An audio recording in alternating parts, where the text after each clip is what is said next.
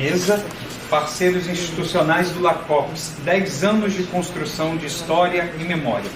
Convido a compor a mesa, substituindo o professor Dr. Jussiano, a professora Patrícia Saldanha.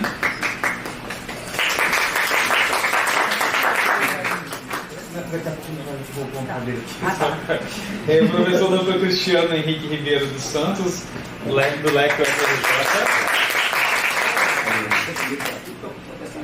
Professor Dr. Guilherme Neri, do Prospec, da BP2 e REC UF. Professor doutora Solange Inês Engelmann, representante do MST. Professora doutora Larissa Moraes, do GP Mídias, Redes e Jovens do MRJ UF.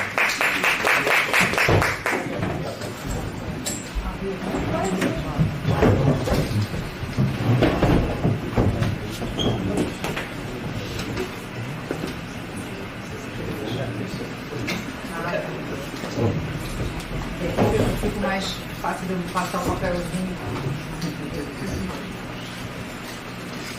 Vou apresentar a mesa.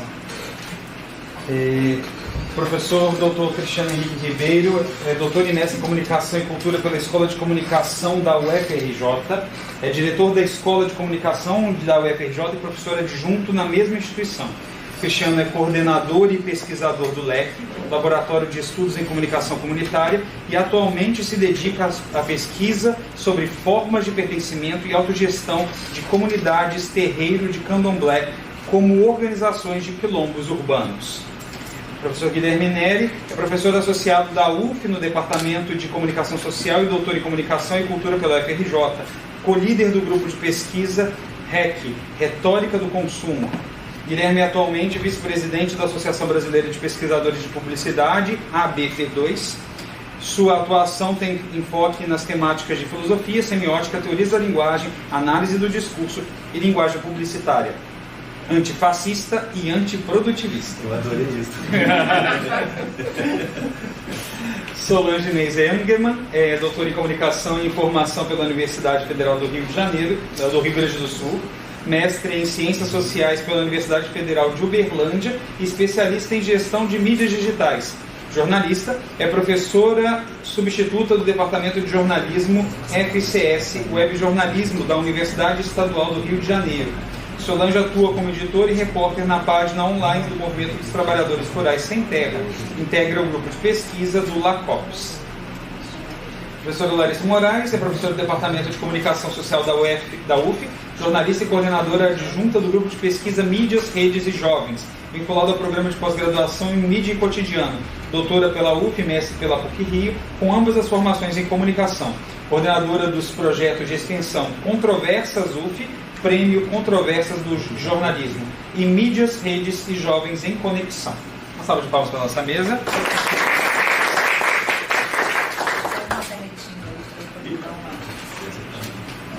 Então eu vou começar.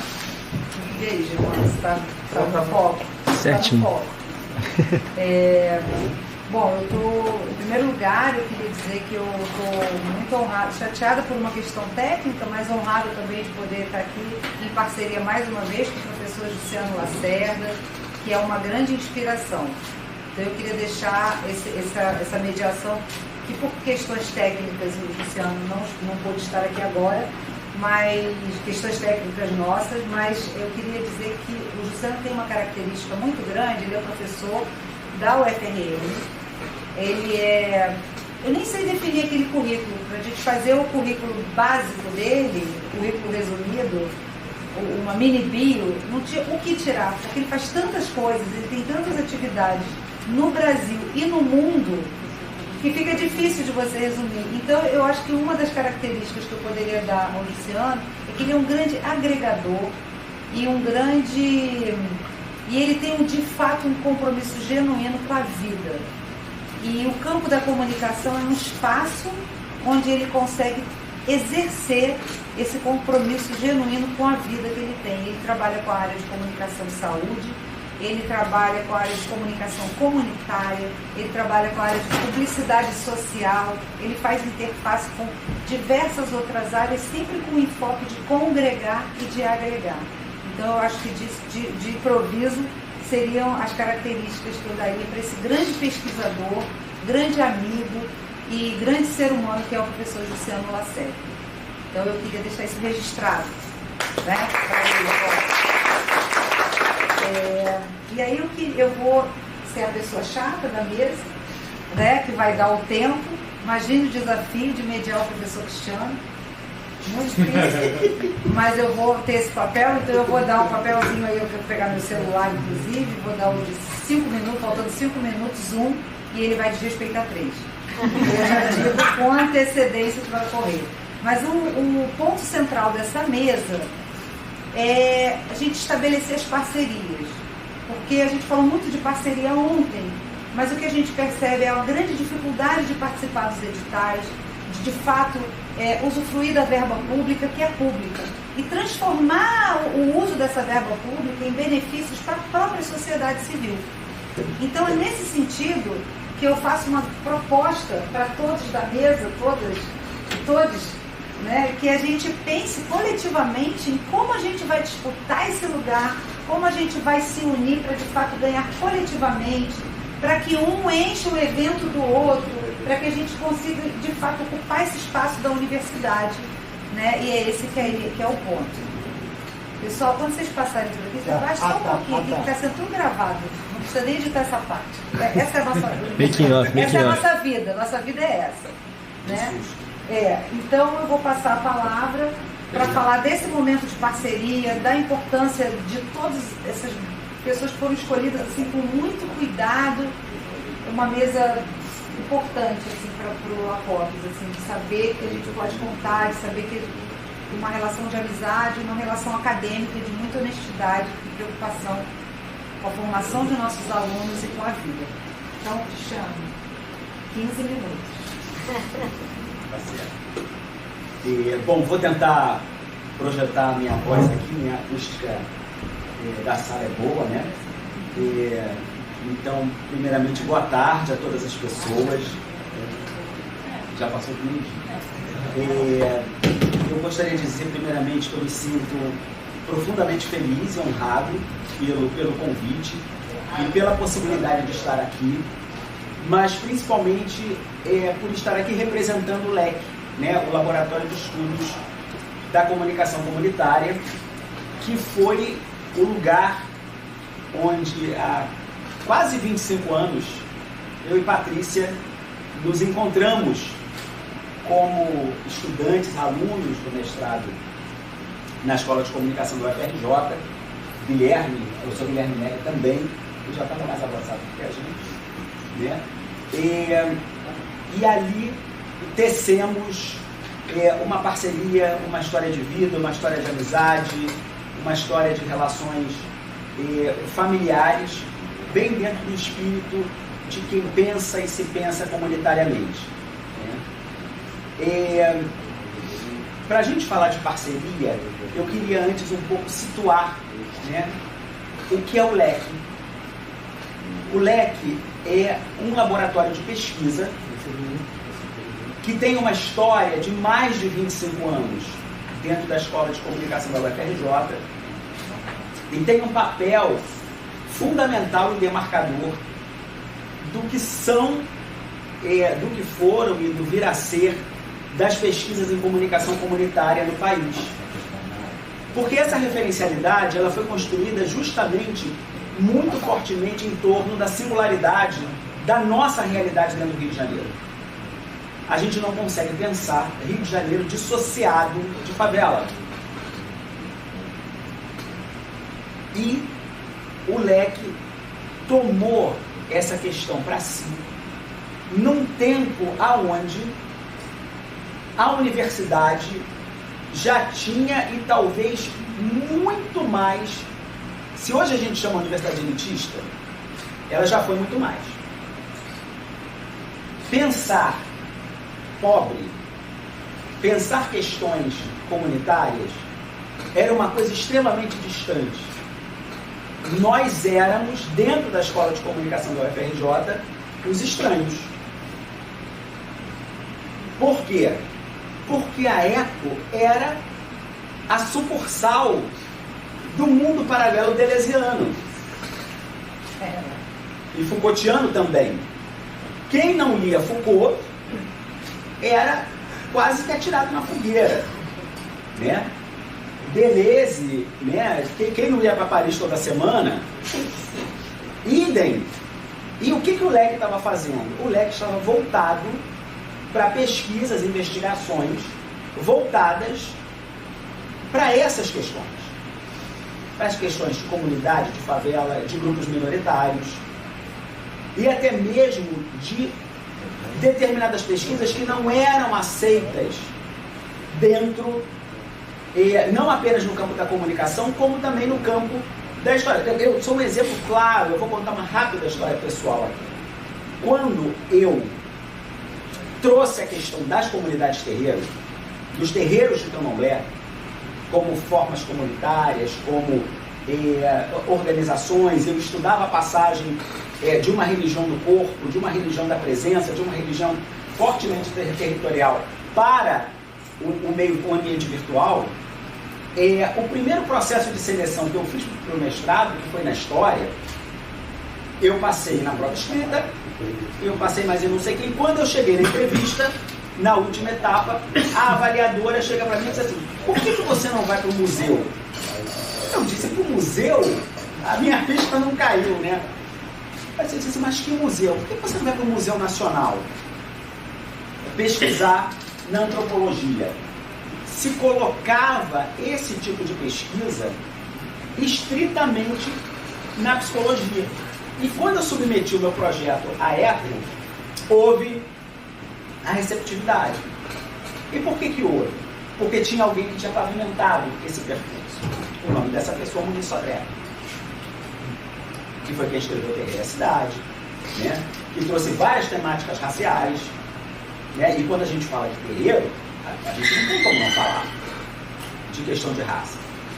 Então o LEC ele foi exatamente propiciando esse processo de passagem e de alguma maneira de deselitização dentro daquele ambiente acadêmico e abrindo essas possibilidades, né? Vários projetos surgiram ali, né, em torno de veículos comunitários dentro de favela. Uma questão fundamental de se observar é que o LEC também fez um processo muito importante de não objetificar o pobre, de não objetificar a favela, de não objetificar o veículo de comunicação popular, o veículo de comunicação comunitária, mas na verdade estabelecer uma interlocução, né?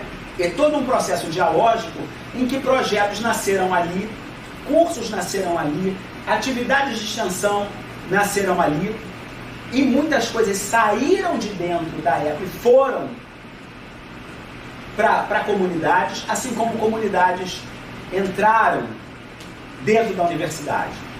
O que foi um processo fundamental, um processo de troca que precisava acontecer e aconteceu lá atrás, quando a cultura de extensão e essa visão para além dos muros ainda não estava exatamente consolidada. E havia uma resistência enorme em se fazer, por exemplo, atividade de extensão e esse tipo de integração dentro da universidade. As áreas médicas faziam isso naturalmente, porque você não forma um dentista se você não tiver lá um laboratório de atendimento odontológico, você não forma um advogado se você não tiver um núcleo de prática jurídica, você precisa de gente de fora, etc. e tal. Mas para nós, das humanidades, isso tinha um distanciamento enorme, extremamente complicado, né? Isso é um pouco a história, né?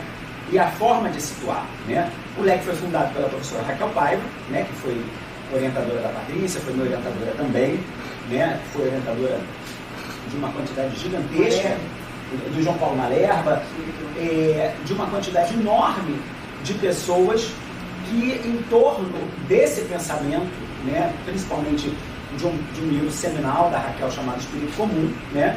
que forjou toda uma mentalidade em torno dessa questão do pensamento da comunicação comunitária no Rio de Janeiro, que depois, obviamente, se disseminou pelo Brasil afora. Eu assumi a coordenação do LEG num momento muito feliz, porque além de ser um momento de reestruturação, foi um momento exatamente de investimento, disso que a Patrícia falou, dos editais públicos, né, de fazer corpo no sentido de ir botar a mão na massa, fazer edital, submeter projeto em edital é um trabalho hercúleo, é braçal, sabe? É de diálogo, né? É de encontrar exatamente a maneira como você vai planejar aquilo tudo, fazer orçamento de edital é um negócio dificílimo. Está conta. Não, tudo bem. O importante primeiro é ganhar um dinheiro. Depois você presta a conta. Entendeu? Eu nem penso nisso. Eu ganho dinheiro e eu gasto. Depois eu penso nisso. Porque, gente, eu estou brincando, mas quando a gente brinca, a gente fala a verdade. A questão fundamental é a seguinte: se você não ganha edital, você não tem condições de equipar laboratório. A obsolescência de equipamentos, ela é muito rápida. Em 3 anos, o seu notebook, o seu desktop, as suas câmeras, os seus aparelhos de gravação, os seus microfones de lapela, as suas filmadoras, elas vão se deteriorando, elas vão se degradando. Então, na verdade, a gente acaba tendo uma necessidade de o tempo inteiro ter foco nessas questões dos editais, porque senão dificilmente você consegue fazer uma atividade dinâmica e você consegue criar e produzir e de alguma maneira fazer uma devolutiva para a sociedade desse dinheiro que você recebe. Então é nesse sentido que a questão do recurso financeiro dos editais é tão importante. O segundo ponto dessas questões, quando a gente fala em parceria, retomando aqui a palavra da Patrícia, é a formação de rede. É fundamental você formar redes. Cada vez mais a gente observa que na nossa realidade das universidades públicas, das universidades federais, nós não receberemos recursos diretamente da União. O dinheiro cada vez reduz mais. Para vocês terem uma ideia, na realidade da escola de comunicação, o orçamento que eu tenho hoje é a metade do orçamento que nós tínhamos há sei lá quantos anos. Reduziu pela metade. Qual é a forma que nós temos de articulação? São exatamente esses editais, mas principalmente parcerias. Por quê? Porque o edital universal do CNPq, sejam grupos emergentes ou sejam grupos consolidados. Como é que você faz? Se você tiver pelo menos 3 instituições participantes envolvidas num projeto em comum e capazes de operacionalizar. Já temos aqui, pronto. Aquilo ali, né? Já está aqui as 3 aqui. É isso que se coloca, né? E é isso que é fundamental, porque esses recursos, eles equipam os laboratórios, mas eles também fortalecem a instituição como um todo. Então você imagina, recursos mais significativos, eles melhoram não apenas o LACOPS, como eles melhoram o IACS. Sem dúvida nenhuma. E isso é algo da maior importância. E eu queria dizer também o seguinte: essas parcerias é necessário ter um olhar. E principalmente quando a gente tem grupos de pesquisa com pós-docs, doutorandas e doutorandos, mestrandas e mestrandos, estudantes de iniciação científica, graduação, monitores voluntários, que queiram se agregar ao projeto, é fundamental o quê? Um olhar permanente sobre as oportunidades de financiamentos. E eu digo, não só financiamento público, mas financiamentos da iniciativa privada.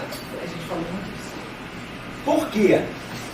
Porque você tem várias instituições privadas que hoje, em face do crescimento assustador da extrema-direita no mundo, se preocupam fortemente em fortalecer a universidade pública e abraçar projetos que estejam envolvidos com o enfrentamento da desinformação, das fake news, o fortalecimento de comunidades, de grupos tradicionais que foram radicalmente atacados nos anos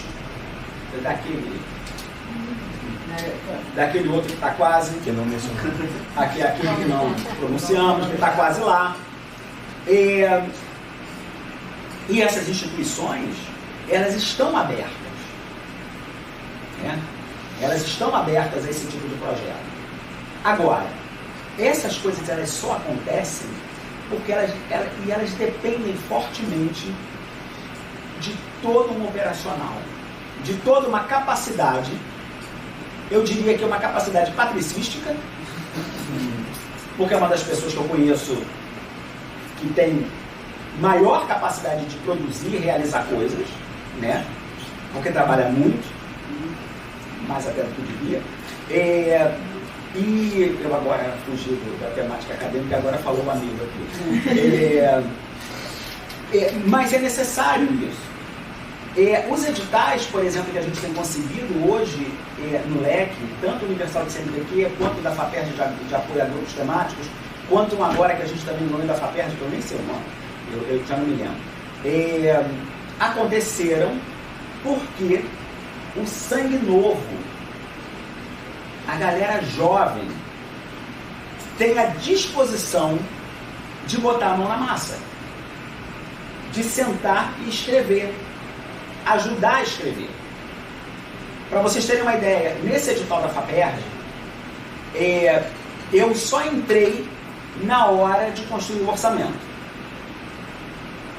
Porque aí o orçamento é a parte que eu mais gosto de fazer. Por quê? Que é a projeção do que você precisa em termos de equipar para que o laboratório tenha uma saúde, vamos dizer assim, técnica, para que ele possa funcionar ao longo de um número suficientemente de anos, porque você nunca sabe, daqui a 4 anos, que governo será eleito, qual será a política de fomento à universidade pública, como será a distribuição de recursos, como será diante dos contingenciamentos. Veja, nós estamos em pleno governo, um governo progressista, né? Que é o governo Lula. Nós estamos com bilhões contingenciados, que vai impactar sobre a universidade, por exemplo, no recebimento de emendas parlamentares. Emendas parlamentares hoje, que qualquer laboratório pode pedir, né? O LACOPS pode pedir, como o LEC pode pedir, né? Como o REC pode pedir, etc. Dependem da liberação dessas verbas. E essas verbas estão fortemente comprometidas por esse contingenciamento, além do embate que existe hoje entre o Legislativo e a farra das emendas parlamentares e o STF, desde que o Flávio Dino se posicionou, né? E são 10 segundos. Eu estou achando que era 1 minuto. Já tem 3 a mais. Desde que o Flávio Dino se posicionou e, de alguma maneira, tentou colocar freio nessa questão das emendas. Essas são coisas que a gente tem que olhar, né? São coisas que a gente precisa efetivamente pensar em termos dos nossos planejamentos de parcerias e de sustentabilidade dos nossos laboratórios. Porque sem essa sustentabilidade, sem essa rede, sem esse espírito de colaboração, sem esse espírito de comunidade, porque no final das contas todos nós, o LACOPS hoje está me convidando aqui, Guilherme já me convidou para participar do REC, né? A gente vai formar outros laços aqui a partir das nossas falas, em que a gente vai encontrar pontos de identificação, né? E outras formas de colaboração. Então, Patrícia, para encerrar minha fala, para você não dizer que eu falo demais,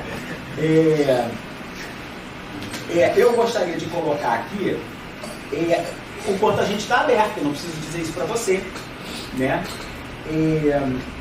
O leque está absolutamente aberto ao diálogo, a todas as proposições que vierem e a todas as construções possíveis, né?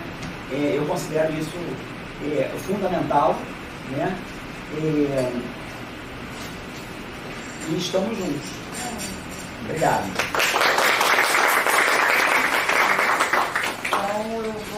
Então, eu gosto quando essas coisas são ditas assim, gravadas, você bota no YouTube, e aí depois liga para a pessoa, oi, tem um vídeo para você assistir aqui.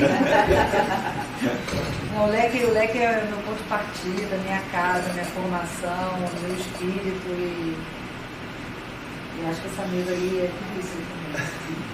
Então vamos lá, né? 15 minutinhos. Tá bom. Vou te pedir para você passar a apresentação. Não, primeiro o GP, aquele do GP. Tá bom, por favor. Você vê que é uma pessoa organizada, né? Não sou eu que falo de improviso. Na verdade já estava tudo pronto. Já estava tudo pronto aqui. Bom, gente, começar agradecendo muito a Patrícia pelo convite aí da participação aí nesse evento tão importante dos 10 anos do Lacopse, que é um marco super bacana, assim, e vocês estão super de parabéns. Eu sou muito fã do que vocês fazem, da Patrícia individualmente, mas também do trabalho coletivo que você consegue fazer, sempre mobilizando uma equipe com muita empolgação, né? Isso é muito difícil de conseguir cada vez mais, né?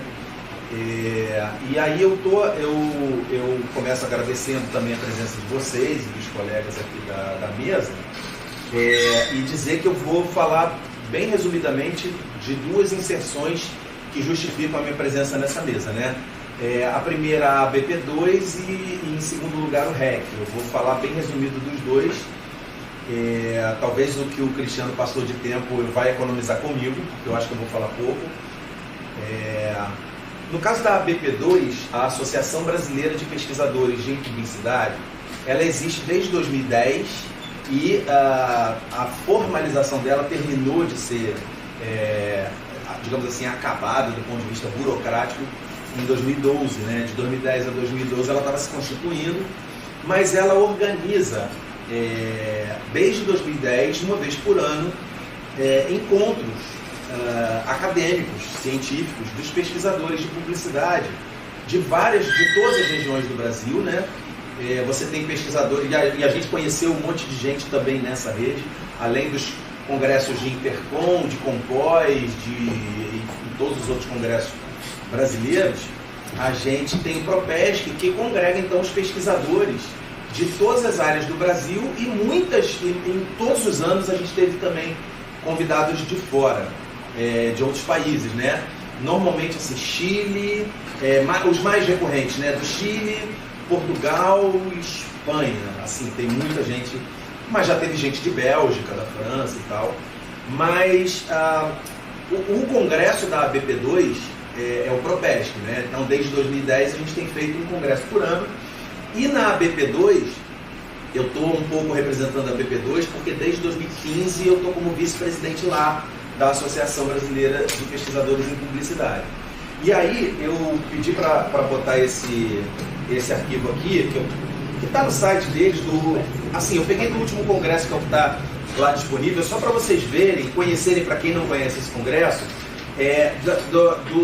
do tamanho ou da amplitude de temas possíveis para você apresentar trabalho lá em nível bastante avançado, né? Por exemplo, você tem um GT de propaganda e linguagens, você sempre tem um GT de tendências, publicidade, tendências em tecnologia, propaganda ética, direitos humanos, ideologias, formação em publicidade e propaganda, é um GT que discute justamente as questões de ensino universitário em publicidade e propaganda, tendências de mercado e de consumo, um pessoal que faz pesquisas bem coladas mesmo no que está acontecendo de tendências mercadológicas e tudo. E, mais recentemente, a gente incorporou publicidade e gênero, porque, na verdade, esses temas de GTs são temas que aparecem a partir do envio dos trabalhos dos pesquisadores para o Congresso, para a organização do Congresso. Então a gente define os temas, esses temas meio guarda-chuva, né? A partir do interesse que vem dos pesquisadores. Não é a gente que decide os temas e as pessoas se enquadram. Na verdade, dependendo dos temas que vêm, a gente vai escolhendo esses temas maiores. Então, começou a aparecer nos últimos anos uma discussão de publicidade com gênero, por exemplo, sexualidade e tal. Então, a gente cria um negócio de acordo com o número de trabalhos que vem aparecendo e tudo. Hoje, o número eu não tenho exato na cabeça, mas a gente deve ter já pelo menos aí uns 200 pesquisadores que são associados mesmo à BP2, pelo menos eu acho que uns 200 associados à BP2, e que a gente sempre faz, quando a gente tem o congresso, a gente faz a inscrição do congresso, né, que cobra a taxa sempre comparativamente com outros congressos muito baixa, assim, de R$150, por exemplo, que já te dá a inscrição no evento daquele ano, mas também já te dá a associação, é uma taxa única, você fica associado por um ano à BP2, né, e ao Propesc. Então, o Propesc ele tem sido muito feliz, eu acho, nesses anos todos, desde 2010, o Propesc, que é o congresso da BP2, tem sido muito feliz, né, na receptividade às diferenças, por exemplo, de leituras, interpretações, objetos e métodos de pesquisa na área de publicidade e propaganda, né? Normalmente a gente tem um hall de discussões bastante afetivo, bastante amoroso, não tem ali gente querendo sobressair os outros. Eu acho que já é uma coisa que é bacana de se falar também, que muitas vezes o meio acadêmico ele peca pelo excesso de vaidade, né? E lá no Propesc a gente não costuma ter isso não. Aí eu vou te pedir a gentileza de trocar para o de apresentação, aquele arquivo apresentação, porque aí eu vou apresentar bem rapidinho também, vou passar super rápido pelo... valeu. Eu, na verdade, como eu falei, eu já tinha essa apresentação pronta, eu só adequei ao evento aqui, né? O que acontece? Eu vou te pedir só para deixar na primeira mesmo, né? Antes de passar. O meu grupo de pesquisa, ele foi criado em 2008, aqui na UF. Eu entrei como efetivo concursado em 2006, em 2008 eu criei o grupo, junto com o professor Sandro Torres de Azevedo, que deve estar mais tarde aqui no evento, numa outra mesa. E ele, até hoje, ele é coordenador junto comigo do REC, que é o grupo de pesquisa da gente, Retórica do Consumo. A gente fundou junto com a Tayane, que hoje é professora de estudos de mídia aqui, ela não está mais no REC há alguns anos, mas ela fundou o grupo junto com a gente chegou até a publicar um livro em 2014 sobre o conceito que a gente estava lançando, na verdade, desde 2012, que era o conceito de ciberpublicidade. A gente já estava publicando artigos sobre ciberpublicidade desde 2012, e a gente começou a apresentar em congressos também estudos em torno desse conceito, analisando casos concretos da publicidade, das tendências da publicidade, né? Então, a gente veio pesquisando. Eu vou fazer só um resumo assim de cabeça, eu não vou nem ficar passando não, porque acho que vai mais rápido. O que a gente fez? Desde 2008, quando a gente cria o grupo, a gente pesquisa sempre assim, as tendências da publicidade, um pouco mais focado em questões da linguagem e da criatividade na publicidade e na propaganda, e a gente passou muitos anos pesquisando exclusivamente publicidade comercial. Marcas que estão vendendo produtos e serviços. A gente passou muito tempo pesquisando isso, e sempre pensando as tendências da publicidade conectadas com as tecnologias, sempre as novas tecnologias que vão surgindo. Então daí a gente chega no conceito de ciberpublicidade, né? Que a gente classificou como tendo um tripé: interatividade, relevância e experiência. Isso tudo para explicar que depois de vários anos focados em publicidade comercial, a gente nos últimos poucos anos, acho que uns 2 anos para cá, a gente chegou à seguinte conclusão: bom, se a gente está percebendo que a publicidade das marcas ela é cada vez mais eficaz quanto menos ela se parecer com publicidade tradicional, ou quanto mais a publicidade se disfarçar de outras práticas sociais e de linguagem, e aí ela aumenta a eficácia porque tem uma resistência, estão querendo me vender alguma coisa. Isso já é um processo muito longo. E a gente percebeu que a publicidade ela começava a se disfarçar de eventos culturais, começava a se disfarçar de outras coisas. Mais ou menos há uns 2 anos atrás, eu acho, ou um pouco mais, a gente começou a pensar na possibilidade de que a desinformação e as fake news, como elas são falsas notícias, elas não são um jornalismo profissional, elas são publicidade e propaganda verdadeiras. Ou seja, a publicidade ela se disfarça de desinformação e de fake news. E mais, essa tríade que a gente já tinha formulado anos antes, da ciberpublicidade, focada em interatividade, relevância e experiência, a gente começou a perceber que essa tríade também funciona na desinformação e nas fake news. Então a gente começou a ver isso em casos concretos de desinformação, de fake news, de teoria da conspiração, e agora recentemente a minha pesquisa pessoal, a partir dessa pesquisa coletiva do REC sobre desinformação e mentira, disfarçadas de coisas mais fofas, a minha pesquisa se direcionou recentemente para discurso de ódio.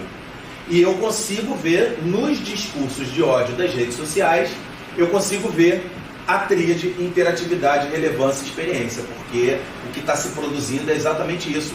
A relevância em termos do conteúdo que está circulando de informação ali.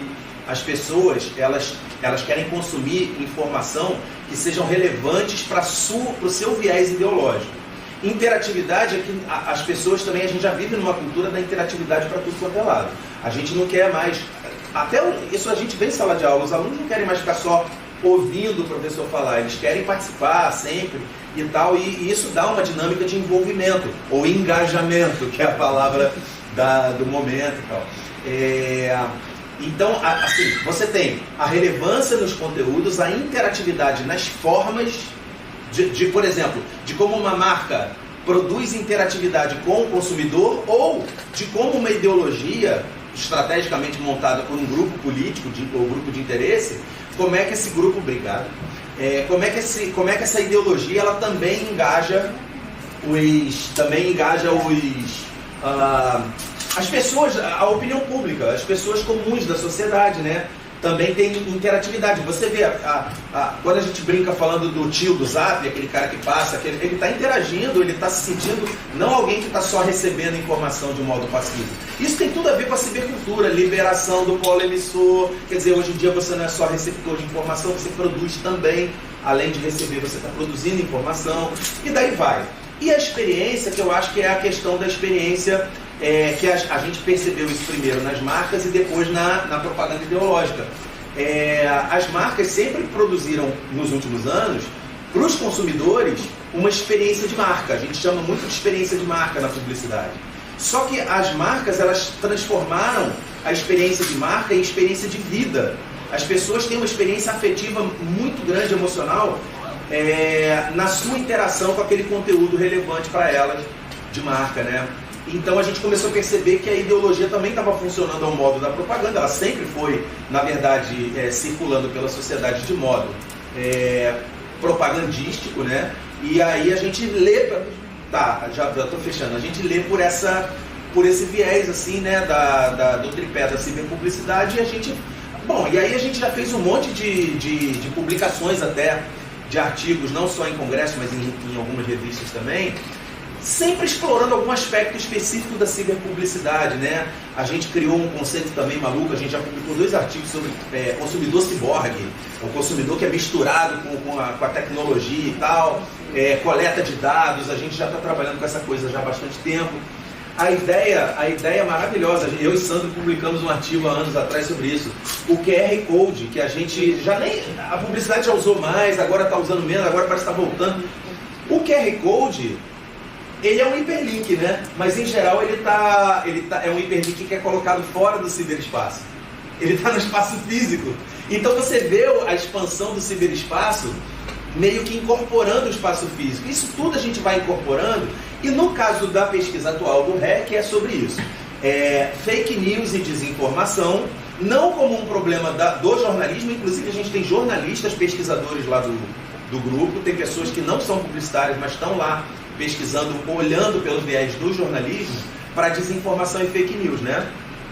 Então é isso, a gente pensa desinformação e fake news como formas de organização de propaganda ideológica, mas que é inseparável de publicidade comercial, porque a gente entende que uma publicidade comercial, ela é obviamente comercial, mas ela é de maneira discreta e ideológica também, porque ela propõe uma maneira de você enxergar o mundo, um certo olhar que naturaliza relações historicamente construídas, ideologicamente construídas, né? Então a publicidade, a comercial, ela tem um aspecto mais discreto ideológico, e a propaganda ideológica, política ideológica, ela também tem interesses comerciais que muitas vezes são disfarçados. Exemplo de cloroquina e hidroxicloroquina é uma questão... todos os exemplos que você pegar de discurso de extrema-direita, por exemplo, tem sempre um grupo economicamente interessado naquilo. Então a gente não consegue pensar separadamente, então lá no REC isso, mas sempre isso. A mentira, a desinformação, a fake news como formas de publicidade e de propaganda. E no meu caso pessoal, para fechar, eu peguei recentemente, aí, de um ano e pouco para cá, o caminho de estudar o discurso de ódio também como forma de ciberpublicidade. Obrigado.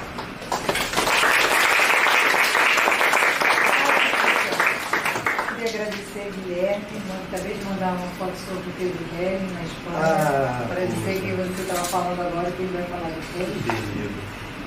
Vou passar agora a palavra para a professora Solange, que é do ACOPS, que está fazendo vários projetos, que vai fazer parte da roda de conversa à tarde, e que está fazendo parte do projeto que a gente está desenvolvendo com a Fiocruz agora, de trabalhadores por aplicativo. Então, Solange, nossa parceria com o MST, com toda a vivência que a gente já teve, né, para o MST, ainda tem. Boa contigo. Você pode botar ali, né? Pode marcar. Aí vai me avisando. Eita, não vai aparecer. Bom, Agora sim, já está feito ali. se eu ficar em pé, vai ficar muito ruim? Não. Se eu quiser ficar em pé, aí eu olhar mais para as pessoas. Bom, gente, primeiro aqui. Melhor que taxa, não? Pode ser. Primeiro eu gostaria de agradecer, né? Só aqui perto da câmera, que ele vai entrar. Aí eu vou dizer para o vou passar no passo ver. Bom, eu fiz a apresentação, cortou, eu peço desculpas. Bom, primeiro eu gostaria de agradecer, né, em nome do MST, em nome do LACOPS. A gente tem uma parceria com o LACOPS desde 2018, né, há um tempo. E também gostaria de agradecer o momento, né, de a gente estar aqui com tantos mestres nessa mesa, né, que para mim é um grande prazer. E dizer que, na verdade, eu não sou a melhor pessoa, né, que estaria aqui. A melhor pessoa para falar sobre isso seria o Joaquim, né, que era do MST, e ele que começou toda essa parceria com o LACOPS, e ele veio a óbito há uns 2, 3 anos. Enfim, ele que começou todo esse contato, ele veio de São Paulo, veio para o Rio de Janeiro, começou esse trabalho institucional do MST, né, de fazer a relação com a sociedade. Né. O MST, por um tempo, ficou muito interno nele mesmo. Bom, primeiro, eu preciso dizer o que é o MST. Né. O MST é o Movimento dos Trabalhadores Rurais Sem Terra, que foi criado no Brasil em 1984, no Rio Grande do Sul. Depois ele se espalhou para o Brasil todo, né, foi se territorializando. Hoje o MST está organizado em 24 estados brasileiros. A gente só não está no Amazonas e acho que no Acre. Então hoje o MST tem 450 milhões, né, de famílias assentadas. A gente tem basicamente umas 60 mil famílias acampadas ainda no Brasil todo. E o MST luta desde o seu início, né, primeiro ele luta pela terra, pela democratização da terra, para que a terra não fique concentrada na mão de latifúndios. Segundo, o MST luta pela reforma agrária, né, que seria reformar todo o sistema agrário brasileiro, ou seja, o MST não é só uma mudança social, mas ele também luta por uma reforma. Então, às vezes, alguns pesquisadores acabam dizendo que o MST é reformista, né? Ele não é revolucionário, principalmente nas ciências sociais, que é uma área que eu passei no mestrado. O MST também luta pela transformação social, né? Então, o movimento entende que somente fazer a reforma agrária não é possível porque os governos, vem governo, entra governo, muda governo e tudo pode mudar, né? A gente teve o Inominável, né? Que mudou muita coisa, inclusive travou o sistema, todo o processo de reforma agrária que a gente tinha no Brasil. Bom, então o MST é esse movimento, né? Que a partir dos anos 2000 mudou um pouco a sua característica. Então, a partir dos anos 2000, o MST começa a pensar numa reforma agrária popular, que seria uma reforma agrária pensada a partir da mobilização popular, mas que também não cabe mais no sistema capitalista. Então, esse novo tipo de reforma agrária, ele precisa romper, né? Então, a gente precisa superar o capitalismo para fazer reforma agrária. Porque as políticas agrárias, elas precisam ser permanentes, e da forma que a gente tem hoje, não são permanentes. E o capitalismo, a gente sabe que ele tem uma capacidade muito grande de fazer com que os direitos sociais sejam retrocedidos, né? Então, dentro desse novo projeto de reforma agrária, a gente tem a agroecologia, que é a disputa de um modelo de agricultura em que o MST se coloca contra o agronegócio. E aí precisa disputar esse modelo em que ele propõe uma nova forma de produção de alimentos em que a gente respeite a natureza, o ser humano, a saúde, ou seja, todo o sistema, né? Todos os seres e todos os sistemas. Então, a partir disso, o MST começa a buscar parcerias, né? A primeira parceria, pode passar, a gente teve, então, em 2000 e... Pode passar. Volta. Do Armazém do Campo, em 2018. Que foi o quê? Basicamente, a partir da produção de alimentos, o MST começou a pensar formas de vender esses alimentos. Então se criou um armazém do campo em São Paulo e ele foi começando a se criar nas capitais, né? Mas, como produzir alimentos para a população, sendo que o MST é um movimento social que é meio que odiado por uma parte da população, né? Então começou a se buscar parcerias. Então a gente... a partir de Joaquim, começou a ser a parceria aqui com o ACOPS, e aí foi feita toda uma campanha, não sei se você consegue, só passar ali. Foi feita toda uma... Volta onde? Foi feita toda uma campanha para pensar o que? A marca do Armazém do Campo. E além disso foi feito todo o processo histórico, planejamento, foi pensado no posicionamento, pode parar aqui, no posicionamento. E tudo isso foi feito a partir da agência UEF, né, da Universidade Federal Fluminense. O professor Pablo, não sei se a Patrícia já estava nessa época. Eu que fiz o planejamento. Os alunos. Eu que fiz planejamento. 2 disciplinas, né? Primeiro planejamento e aí e depois a realização. Então, foi-se pensado a partir da questão dos alimentos. Desculpa, porque eu sou nova.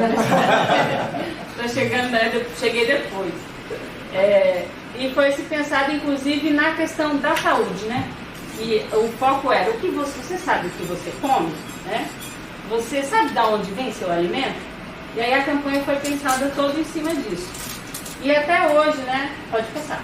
Até hoje a gente tem lá no Armazém do Campo, então foi pensado em peças, essa foi a primeira peça, né? Aí tem toda a ficha técnica, você conhece a sua comida, aí foi publicado no Facebook, no Instagram. O objetivo era reforçar a questão da saúde como diferencial do Armazém do Campo. Enfim, aí se começou, né, o público, né, mais voltado para a população de mais idade, né, começou a se buscar um mercado a partir desses alimentos, né, que grande parte é orgânico, uma parte é agroecológico, mas tem uma parte desses alimentos que ainda estão no processo de transição, né? Pode passar. Isso foi em 2018. Depois veio a pandemia. Em 2020 a gente tinha a necessidade de dialogar. Aí era uma campanha interna, né? Dialogar com a base do MST para buscar formas de se cuidar, né? Enfim, de se proteger em relação ao coronavírus. Então foi produzido a partir do ACOPS, em parceria com o setor de saúde do MST Nacional, Tatiane Mendes, que esteve presente, né, nesse processo. Foi produzido, acho que 3, né, zines, né? Acho que Letícia também, enfim, o pessoal. Fez o Pablo. E aí o pessoal usou esse material para divulgar na base sem terra, né? Já era uma campanha mais interna, né? O próprio pessoal não sair de casa. O MST tinha uma coisa que a gente dizia que era produzir e ficar em casa. Eu não lembro agora, mas eles chamavam lá. Agora me fugiu a palavra. Mas, ou seja, a ideia é produzir os alimentos e ficar lá no seu território. Não sair, mas quando sair, usar máscara, enfim, se proteger. Então, foi feito esse fanzine. Foi importante a produção desse fanzine porque, primeiro, que foi uma produção de conteúdo que vocês podem ver, foi usado desenho, né? Com personagens, então uma linguagem muito simples, objetiva, com camponês, né? Que precisa ver o desenho, às vezes, né? E se você mandar um zap, ele vai ouvir o áudio, mas se você escrever um textão, ele não vai ler, né? Então, tem toda uma linguagem que ajudou bastante, né? Para que chegasse na base, lá no Povo Sem Terra. E também foi um instrumento importante depois, né? Que o pessoal acabou usando como exemplo. Acabaram usando para produzir outros tipos de materiais lá na base, né? Enfim. O velho zine, né, o fanzine, foi muito importante nesse momento. Já me avisando do tempo para 6h40. Tá, pode passar. Bom, e a última parceria, a última não, a gente espera que não seja a última, né? Porque os problemas sociais estão aí, em todos os movimentos sociais, e a MST já está com um novo aí. Pena que cortou, gente, mas enfim. Vê se você consegue. Foi agora uma campanha que a gente produziu, né? A Patrícia também esteve com os alunos, ela e o Pablo. Começamos no segundo semestre de 2022, né? E fomos até o primeiro semestre de 2023, que era pensar numa campanha. Primeiro a gente tinha pensado na produção de alimentos, né? Uma campanha para o MST do Rio de Janeiro, né? Porque o MST do Rio de Janeiro, ele tem uma característica um pouco diferente do MST do Brasil todo, né?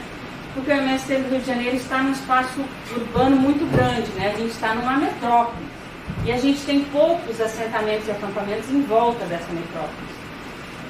Então a gente precisa dialogar com uma sociedade que tem uma visão um pouco diferente. Às vezes ela não enxerga, né? Ela não vê o acampamento, ela não vê o assentamento, é distante, né?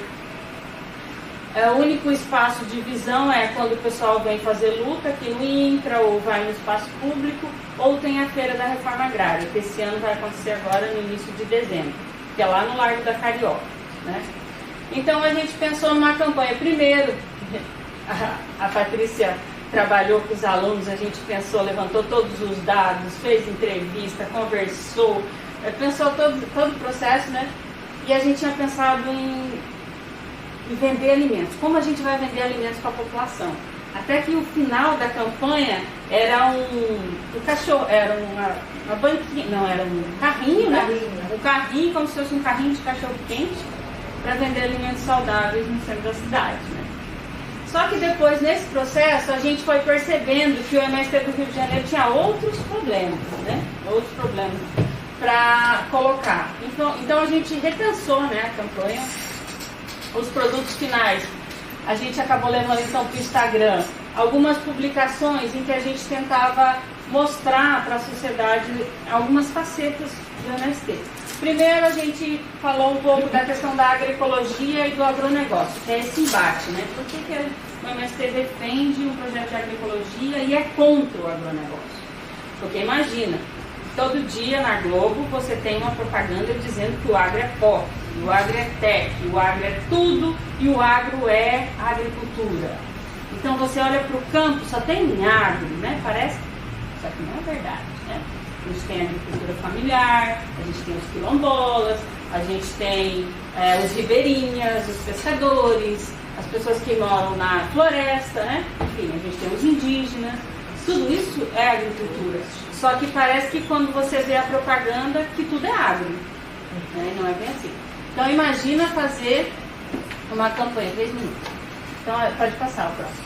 Então primeiro a gente falou um pouco disso, né? E aí trabalhou com cards nessa questão da agroecologia e do agronegócio. Depois a gente trouxe um pouco a questão da justiça social, né? Nesse post, a gente trouxe a importância da justiça social e algumas pessoas famosas, né? Por exemplo, alguns artistas, pessoas... se entrasse aqui, mas eu não sei se entra aqui no Instagram. Vê se você consegue entrar no Instagram para passar. Algumas pessoas famosas que defendem o MST para que as pessoas entendessem, né, que a luta do MST não é só o camponês que faz lá na cidade, no campo, mas também tem as pessoas que apoiam na cidade. Então os alunos foram trabalhando, enfim, ó, a gente tem o Chico Buarque, e a gente foi fazendo um texto e mostrando imagens que eles estavam interagindo, né, em algum espaço do movimento. A Maju, a Letícia Sabatella, que é muito famosa e acompanha há muito tempo a MST, a Bela G, enfim. Então a gente foi trabalhando um pouco com esses conteúdos. Pode passar. Bom,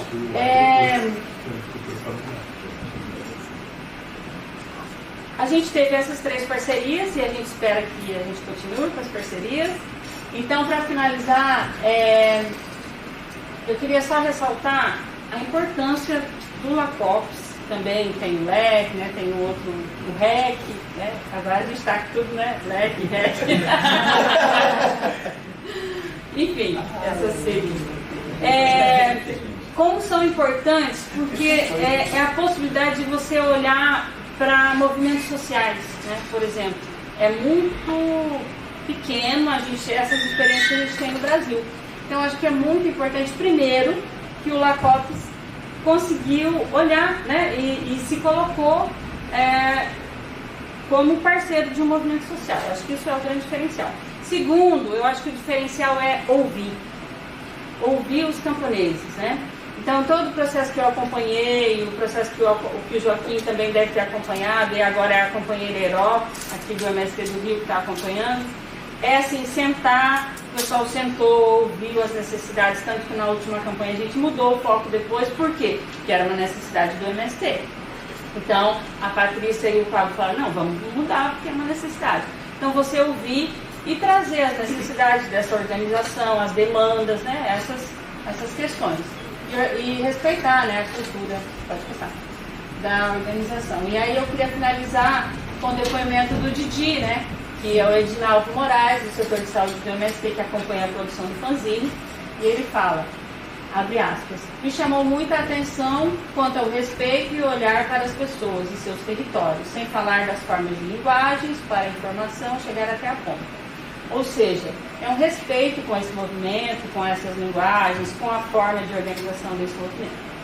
Então pode passar. Finalizando, a gente gostaria de agradecer a parceria do LACOPS, agradecer a possibilidade de vocês estarem abertos, né, aos movimentos sociais e esperar que a gente continue, né, nesse processo aí por muitos anos.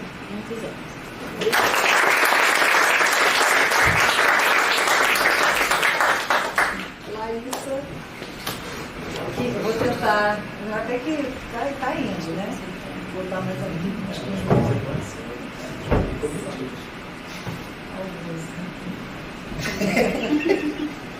Todo mundo já com fome, né? Não, eu vou falar rapidamente, começo agradecendo a Patrícia, que falou do colega Luciano, mais ou menos o que ela mesma acho que representa, né? Uma grande aglutinadora aí de forças e tem esse trabalho contínuo, celebrando 10 anos do LACOPS. Eu vindo para cá fiquei pensando que o Mídias, Redes e Jovens faz 10 anos também, né? O grupo que eu vim representar aqui faz 10 anos esse ano, a gente começou mais ou menos na mesma época, entrou na outra mais ou menos na mesma época, e acho que a Patrícia tem um trabalho super bonito. Então nós estamos assim, cheios de amor para dar, para sermos aglutinados também acho que eu vim aqui muito mais para reforçar, né, esse desejo de estar mais próximo de vocês e falar um pouquinho sobre o trabalho do Mídias, Redes e Jovens, que de alguma maneira o trabalho da gente tem várias complementaridades, né? Vamos falar um pouquinho disso.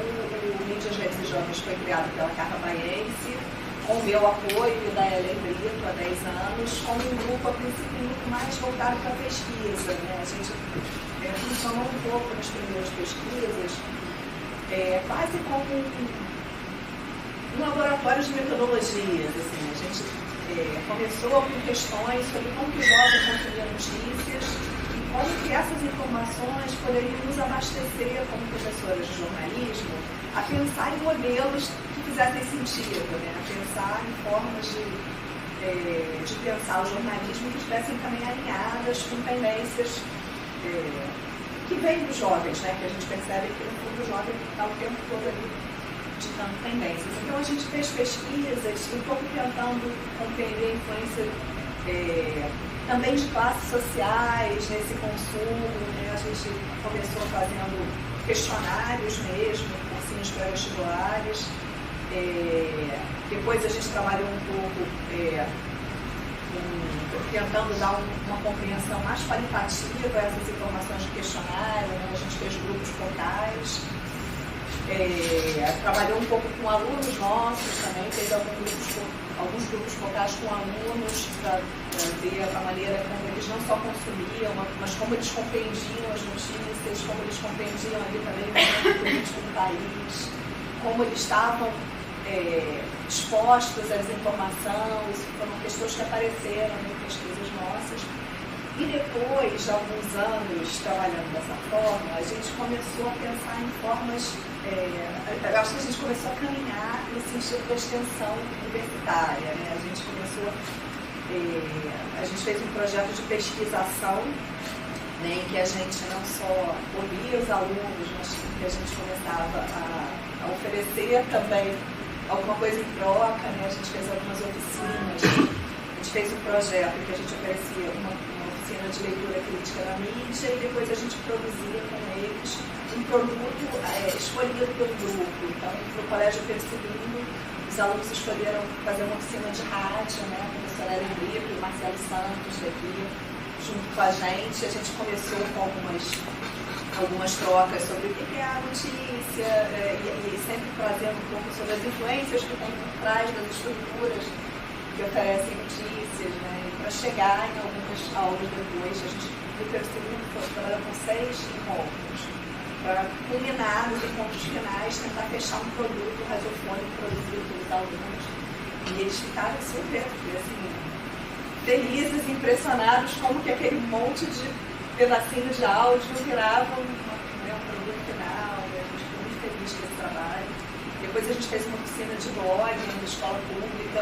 A gente foi adequando, né, o que a gente fazia, o que a gente achava que a sociedade também precisava, né? O nosso trabalho no Pedro II nos encheu de orgulho, mas a gente viu que o Pedro II não precisava talvez tanto da gente, né? Eles tinham uma compreensão muito apurada já do que a gente achava na oficina de leitura crítica da mídia. Claro que eles usufruíram, mas a gente achou que eles já compreendiam bastante, né, algumas coisas que a gente estava mostrando ali, trabalhando com algumas notícias. Eu acho que esse também é um método de trabalho que talvez a gente possa pensar como parte da metodologia. A gente apresentava algumas notícias com títulos polêmicos no sentido assim, eles eram transformáveis. A gente pegou muitas manchetes da caneta desmanipuladora. Não sei se vocês conhecem a caneta desmanipuladora. Então era, por exemplo, Vale do Rio Doce já gastou não sei quantos bilhões com indenizações. Aí a gente botava títulos mais normais com títulos que a gente julgava assim, distorcidos para ver se eles percebiam, né? E o que a caneta desmanipuladora tinha feito tinha sido cortar o já e botar só. Gastou tantos milhões em indenizações e tal. E assim, eles foi bem bacana ver que eles perceberam bastante ao fim da conversa, eles estavam realmente bastante atentos a perceber essas nuances, né, que essas manchetes traziam. Bom, depois a gente levou esse trabalho para a escola e a gente falou, não, vamos escolher agora uma escola bem com problemas, né, uma defasagem ensino série maior, né, e a gente foi escolhendo escola pública no centro de Niterói. E que o trabalho foi muito mais difícil penetrar, né, ser ouvido por aquele grupo. A gente, nessa oficina, a oficina virou um artigo super bacana da Carla, fazendo uma reflexão sobre por que a gente, na verdade, não conseguiu sequer chegar ao fim do trabalho, né? A gente, no último encontro, foi né? A gente foi tocado para o campeonato do mundo. Isso virou um grande mote, né? Que eles escolheram lá entre terminar a oficina e fazer o campeonato de mundo. Eles resolveram fazer o campeonato de mundo e a gente ficou ali meio com cara de tacho. Isso foi um sacode, né? Como a gente precisa estar pensando a metodologia conforme o grupo, como a gente precisa estar pensando, talvez redução do tempo dos encontros, talvez fazer uma coisa mais longa. Isso abriu a gente para milhões de problemas de pesquisa, né? Que a Carla ficou me convencendo, assim, não é, nós temos vários programas de pesquisa desesperada. E a gente realmente tem que retomar, e veio a pandemia, né? A pandemia interrompeu o nosso fluxo de trabalhos nesse sentido de abraçar mais a educação midiática e abraçar mais a extensão. E no pós-pandemia, tanto eu como Carla, eu os grupos de extensão, em modelos diferentes, né? Eu, nesse momento exato, estou em pós-doc, mas no começo do ano que vem eu abri uma nova turma de projeto chamado Mídias, Redes e Jovens de Conexão, em que a gente está trabalhando com os alunos daqui mesmo, né? Os alunos majoritariamente de jornalismo, em que a gente trabalha temas no universo temático da comunicação, do jornalismo, para levar temas que são temas de interesse para Enem também, temas de debate, que vão fortalecer o capital cultural deles para encarar o Enem, para encarar uma redação. E aí tem um trabalho que eu acho que é interessante, que a gente leva para essas turmas de alunos de pré-vestibulares sociais ou escolas públicas, e também o que os nossos alunos se percebem fazendo, né? Nossas avaliações foram super bonitas, assim, porque eles perceberam que realmente oferecer uma retribuição, né, pelo fato de estudarem em escolas públicas. Muitos dos nossos alunos participaram de pré-vestibulares sociais, então teve assim uma emoção envolvida, né, em se perceber 4 anos depois estarem eles nos bancos de pré-vestibulares e muitos também de escolas públicas estarem oferecendo, estarem participando dessa troca com esses alunos, né? Então, alguns ficaram gratos, né, por essa oportunidade. Teve uma troca muito interessante, porque eu acho que a conexão juvenil foi o que fez um pouco a diferença, né, quando a gente não conseguiu terminar, né, a oficina em uma das escolas. Eu percebi com os nossos jovens, né, a proximidade da juventude, a projeção do exemplo, né, a projeção de que alguém que ontem estava no banco, nossos alunos falavam isso, né, nas turmas. Olha, eu, 4 anos atrás, estava aí no lugar de vocês, e poxa, vocês têm que sonhar com a universidade, vocês têm que vir fazer parte da universidade, é possível, acredito. Assim, eu acho que isso fez toda a diferença, né? Foram aulas com um grau de atenção muito alto, né? Eu fiquei bastante orgulhosa do que a gente ofereceu. A gente pegou pré-vestibulares, a gente fez parcerias aqui na UF, para que vocês acham que podem ser legais também, para a gente pensar. Tem um cursinho do direito, que é um cursinho enorme, super explicado, funciona ali no campus de direito ao sábado, e a maioria dos pré-sociais funcionam aos sábados. Tem o pré-vestibular Livre da Silveira, aqui também. A gente retornou também ao segundo, retornou a escola com clima, com a qual a gente já tinha trabalhado uma vez. E houve uma receptividade nesse modelo menor, né? Uma receptividade super grande. E é isso, a gente caminha. Eu agora, particularmente, nessa rota estou querendo juntar um pouco a educação midiática com um projeto que estou desenvolvendo agora, sobre jornalismo econômico, procurando compreender a influência do capital financeiro, né? Como a ótica de mercado do capital financeiro é naturalizada no jornalismo econômico. Então, eu acho que tem um caminho para desnaturalizar isso, né? Para que o jovem também perceba. E existe uma demanda grande também no público jovem. Eu estava comentando com o Guilherme, eu dei um curso de jornalismo econômico no semestre atrasado, e 2/3 dos meus alunos aqui da UF tinham algum tipo de investimento. Nem que fosse poupança, juntavam a própria grana do estágio na bolsa, se interessavam. Então, assim, eu fiquei bastante surpresa que o jornalismo econômico é baixinho feio. Como é que eles conseguem... Visto o meu desejo. Existe uma demanda do público jovem por esse mercado em que as financeiras estão exatamente muito entranhadas. Eu estou acabando vendo, só vou falar por cima. Hoje, dos 10 maiores veículos de jornalismo econômico do Brasil, 6 pertencem mesmo a algum grupo financeiro, algum banco ou corretora de investimento, é o Nubank, a XP, a Genial Investimentos, é o BTG Pactual. Então, eles estão, de fato, dominando de uma maneira... Se o jornalismo econômico sempre foi no Brasil permeado por essa influência do capital financeiro, agora isso está escancarado de uma maneira muito preocupante, né? Então, esse é um foco hoje da pesquisa que eu acho que pode também alimentar essas oficinas, né? Uma parte, aí não sei, a gente tem que pensar se o jornalismo econômico pode ter produtos específicos para estudantes, que os próprios estudantes não incorporem essa visão do mercado, né? Possam entender essa engrenagem como funciona e possam ajudar os nossos públicos, né? Que possam ser também multiplicadores dessas oficinas que a gente está construindo. Eu nem vou abrir outro assunto, vou parar 2 minutinhos antes para ficar no tempo a gente poder almoçar. Obrigada de novo, Patrícia. Obrigada por tudo aí até agora.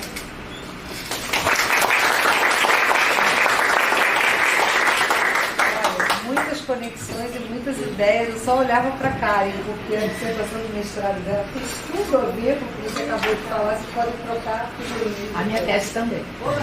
Então pronto, já tem duas grandes conexões diretas, Larissa, com o que você está pesquisando. A Karen só olhava para ela, olhava para mim. Quando você falou do BTG, então, foi na hora. Bom, eu queria agradecer vocês. A gente não vai ter tempo para debate agora, mas a gente está aberto para receber, né? Se alguém quiser fazer alguma troca, eu já vi várias conexões aqui, porque a gente tem uma mesa que tem que começar, no máximo, 2 ideias, porque temos pessoas de fora, temos professores de outros países que estão entrando e a Letícia vai mediar e fazer a tradução simultânea, tradução cochicho. E temos uma professora que está aqui presente, que é a professora Sara Balon, cadê ela? Acho que ela vai almoçar. Acho que ela foi almoçar. Então ela fez bem, porque ela tem que falar também, e ela vai ser a presença, né, da mesa. Então, eu gostaria de agradecer você, mas ela está participando de tudo. Ela foi, né? Porque eu estava olhando, estava na rua. Ela estava aqui agora. Ela estava aqui comigo, mas... Ué, gente. Ela estava aqui, mas eu vi ela saindo lá para aquela direção do restaurante. Porque então eu queria pedir para que a gente tentasse realmente voltar às 2 horas. Tá? E porque a gente começar. E eu queria muito agradecer a presença de vocês. Espero que tenham gostado, porque eu acho que foi riquíssimo, né? E quantas possibilidades a gente tem a partir daí. Pensar também num trabalho em que os alunos ganhem bolsa. Eu estou batendo nessa tecla. Estou focada nisso. Porque todo mundo trabalha muito e a gente precisa. Eu acho que os projetos têm que ter bolsas. Eu acho isso.